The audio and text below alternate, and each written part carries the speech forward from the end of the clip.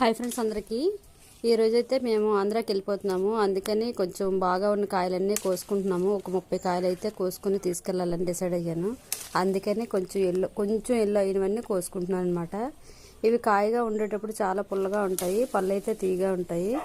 అందుకని కొంచెం ముదిరిని తీసుకుంటున్నాను. పళ్ళు అవ్వడానికైతే ఇంకా కొంచెం టైం ఉంది, కానీ మరి వెళ్ళిపోతున్నాను కదా, అందుకని కోసేసుకుంటున్నాను అనమాట. చూడండి ఎంత పెద్ద కాయలు ఉన్నాయో.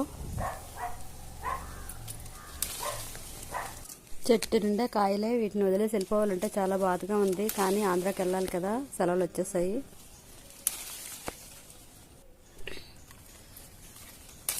ఇంకొక నెల రోజులు ఉంటే అన్నీ ఎల్లోగా అయిపోతాయి అన్నమాట. కానీ అలా అని నెల రోజులు ఉండలేం కదా సెలవులు ఇచ్చేసాక.